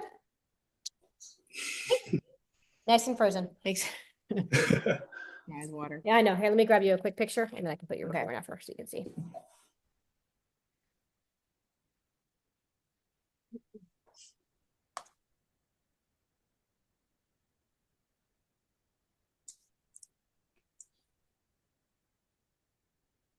Yeah. I'm gonna have you come this. You look like you're an angel because of the light I behind you. am an angel. You are an angel. I know you are an angel. And then frown, look pissed at me. Beautiful. Eyebrows up really high. And then frown again. Excellent.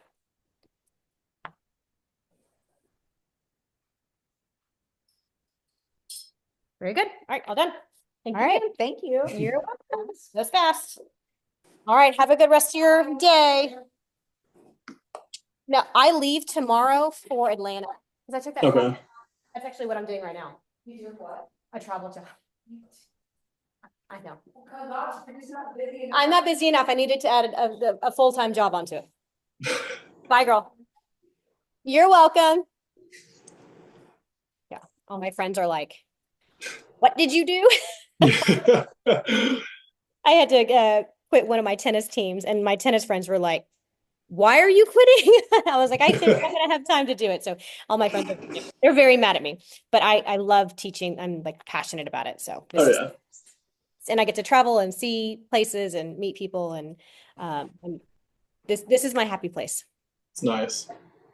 Okay, so you have tip of the cupid's bow to about half a centimeter in for the oral commissure. You're going to bifurcate that, and this line from this line is going to be 5 units. This line from this line is going to be 5 units. So Okay. if you backfill into insulin syringe, depending on how wide the patient's lips are, sometimes you might have to do 2 sticks, but the majority of the time you should be able to read it just with 1. So Okay. here, and then it's retrograde. And then from the peak of the cupid's bow to the trough of the cupid's bow, this is Okay. where you're going to get that nice following the vermilion border. And you're going to, as you're kind of coming up in that retrograde injection, you're going to leave a little dollop right at the end, and that will give a nice sharp cupid's bow. Okay. Okay. You can also go up into the philtrum columns. These are your philtrum columns up here, right there. Mhm. And so you will literally go through the peak of the Cupid's bow all the way up. I will usually use the native syringe for this because the needle is longer to be able to reach it. The insulin needles usually are not longer unless you have the longer ones. But you can usually use the native syringe and then go all the way up and then lay it down. Now you do have the pulmonary arteries right there. So you need to make sure that you're aspirating too. Okay. You can feed part of the nose. So after you've lined the entire thing, then you'll notice that these dots are on top of each other. So these dots are on top of each other. These are on top of each other. The center one is on top of each other. The only one that doesn't have a match are the Cupid's bow. Okay. After you've done that, now you're going to fill. This is where the little crow's feet kind of come in, or chicken feet, people will call it. You Okay. can do this with one stick. So you go in, you're going to go on up, because you're going up, you're following the anatomy of the lip, and you're going to retrograde. Don't pull the needle all the way out. Redirect it directly across to that wet to dry line. And then you can lay 5 units that way as well. So 5 units, 5 units, just from this one stick. And then Okay. do the other side. And then you can see you're going to have matching on the bottom. And then for the bottom center, I do 2 horizontal lines, 5 units across, 5 units across. You can either backfill or you can use the native needle to do that. Okay. Okay. You notice I didn't feel the center. You Right. will I'm not going to say never, but you are very rarely spill the very center one, just because if you put too much volume there, it can look a little crazy. And that's usually where patients don't lose a whole lot of volume.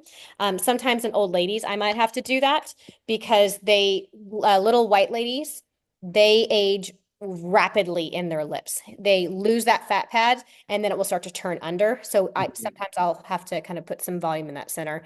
But for the majority of your patients, this should be the technique you should use as a novice injector. As you progress, I'll teach you the fencing technique. Okay. Chin.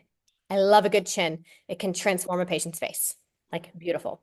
When you're doing chins, you need to respect the normal masculine and female anatomy. Okay. So meaning how much you're going to balance their face, and you want to stay within the parameters of it.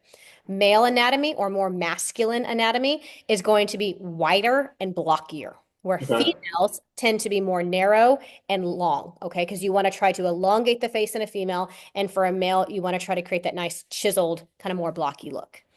So you can see when I'm marking for this, for the male, I'll go on the outside of the lateral oral commissures, and I'm doing 1, 2, 3, 4, 5 injection points. Each injection point for a male, I will usually do 90 degrees down to the periosteum, tap the bone, aspirate, right? And then point two, point two, point two, point two in a male. They have a Okay. little bit more meat to work with Right. than a female. For a female, instead of the oral commissures, I use the nares and draw a straight line and draw those lines. Okay. That way you know exactly where to stay. And those dots, you can see there's only 4 dots here, and there's 2 on top of each other and then 2 on either side. They're usually about 1 centimeter apart from each other. And it's Okay. only 0.1 into each injection point. That doesn't mean that you're not going to use every single bit of this one syringe on their chin. You can always come back out and then go back in. You just don't want to do more than 0.1 at each time. Okay. Okay. And for after you've injected, where else do you check just to make sure it's not a VO? Do you remember? Injected. What are you checking? Because the mental artery is right here. Remember, with some patients, it will have Under the tongue. Yep. Like super blanching there. Okay. Yep. Just double check Okay. under the tongue. And if you do have some blanching, you need to hit the mental artery with a Hylenex. Okay. And that's when we would start injecting. Okay. All right. That's it. Okay. You ready for your Let's test? do it. It's not like a real test because Hey, not hold me accountable. I'm sure. Yeah, just hold you accountable. Okay.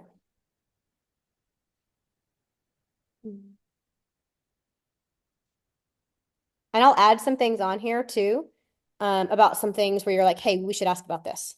Okay. Injector 1. Yes.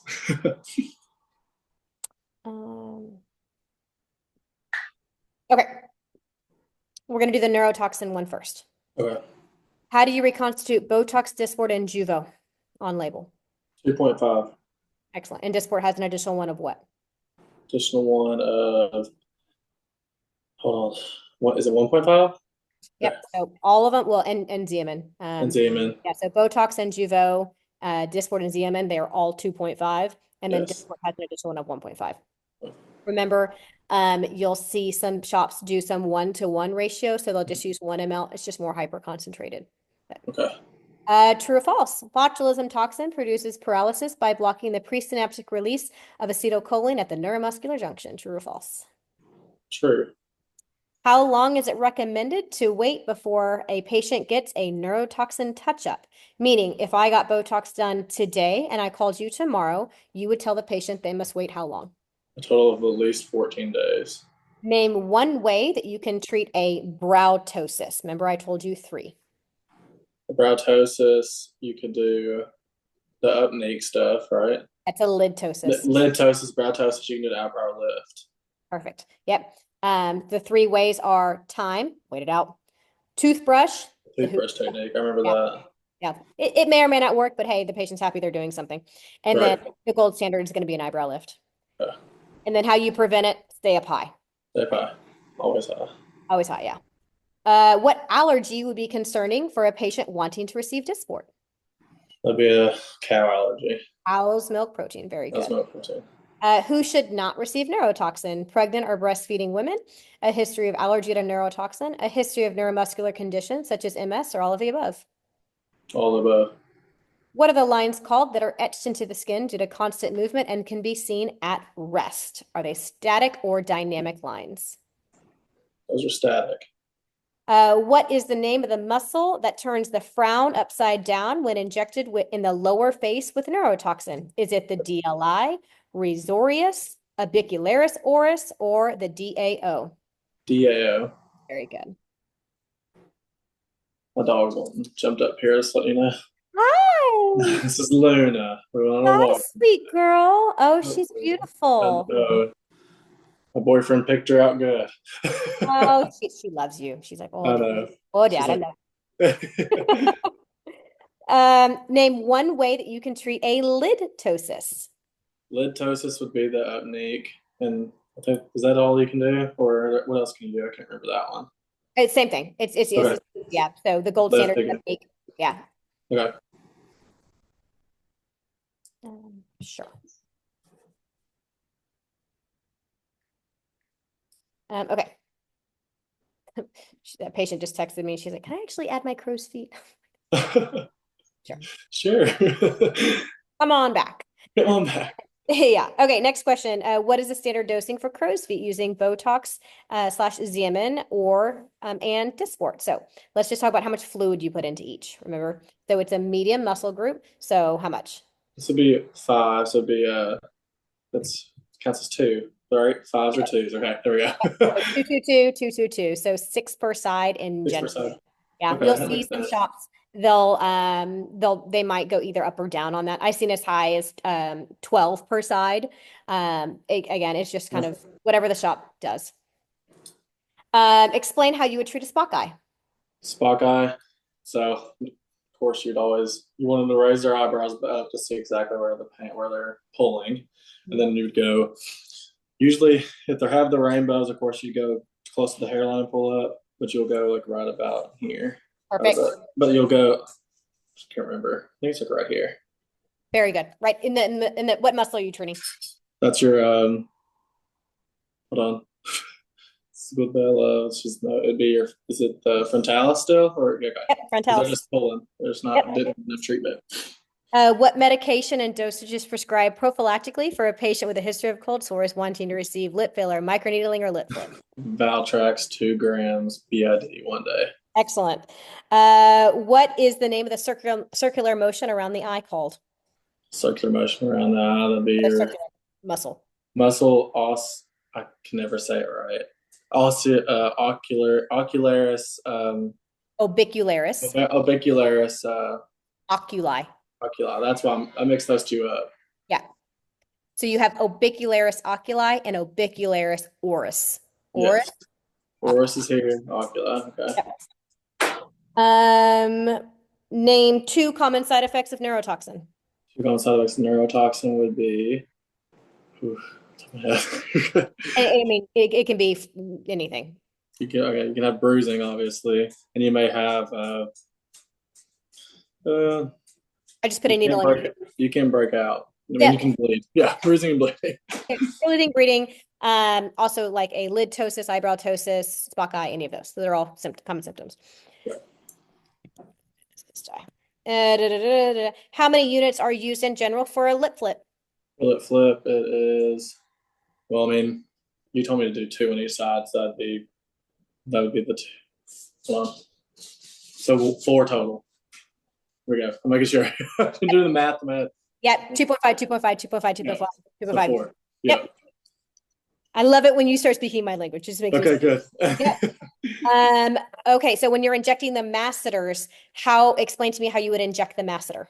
The masseter, since there's two little muscles there. So you go in, you take about an inch and a half needle, you go all the way in 90 degrees. Half inch to 1 inch. Half inch to an inch, take it, go the whole all the way down to the bone, and then you go halfway up and then inject again. And it'd be a total of at least 20 on each side. I love it. I love it when people are smart. Thank you. What is the name of the enzyme used to dissolve hyaluronic acid dermal fillers? Just the hyaluronidase, which is Hylenex. Hylenex, very good. What What type of allergy would be concerning with a patient receiving Hylenex? Hylenex would be the bee stings. Do we patch test anymore? No. Name the 5 phases of a vascular occlusion. Okay, blanching, the one where you have the lacing of the skin, and then you could have the bacterial, which would be like pustules popping up. Then you'd move into coagulation where you'd have the skin breakdown, then eschar formation.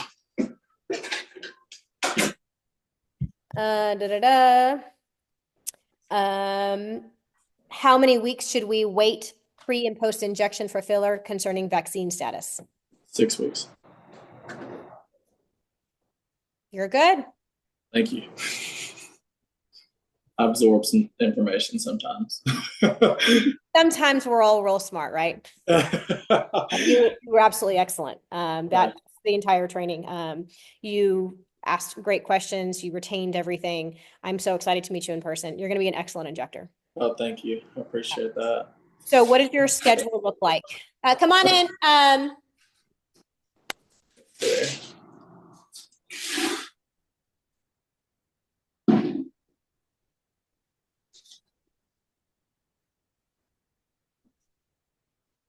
Oh, it smells good. That's nice. You know how like after you come home from vacation, you're always kind of like, is this what my house smells like?